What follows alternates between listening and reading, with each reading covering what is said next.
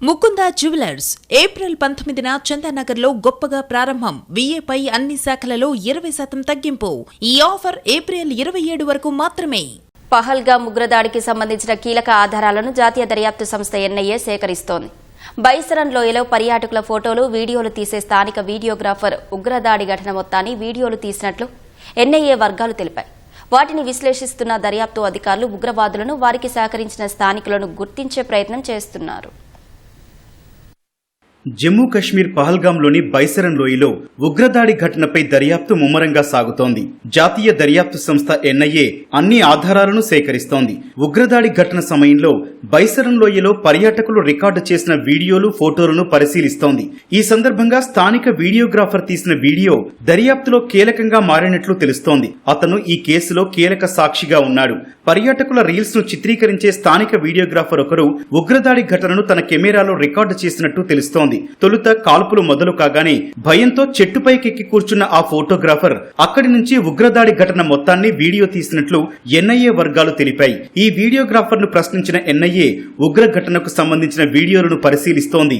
ఉగ్రవాదులను గుర్తించడానికి ఈ దాడి జరిగినప్పుడు ముష్కరులకు సహాయపడిన వారిని గుర్తించేందుకు ఈ వీడియోలు ఉపయోగపడతాయని ఎన్ఐఏ భావిస్తోంది. जहांगीर तो यार बिहारियां पीछे चलते यार मौत ही कश्मीर की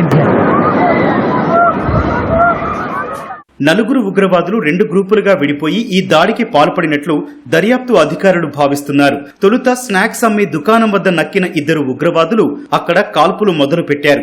పర్యాటకుల మతాన్ని అడిగి మరీ హిందువులను కాల్చి చంపారు. తొలుత ఉగ్రవాదులు విచక్షణారహితంగా కాల్పులు జరిపారని ఎన్ఐఏ భావించింది. అయితే ప్రతి ఒక్కరిని వారి మతమేంటో అడిగి మరీ హిందువులను టార్గెట్ చేసి దగ్గర నుంచి ఉగ్రవాదులు కాల్పులు జరిపినట్లు ఎన్ఐఏ దర్యాప్తులో తేలింది.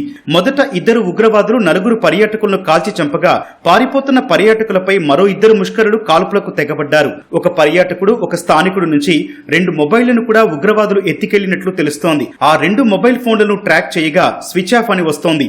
ఘటనా స్థలిలో AK-47, M4 రైఫిల్స్ ఖాళీ కార్ట్రిడ్జ్లను కూడా ఎన్ఐఏ స్వాధీనం చేసుకుంది.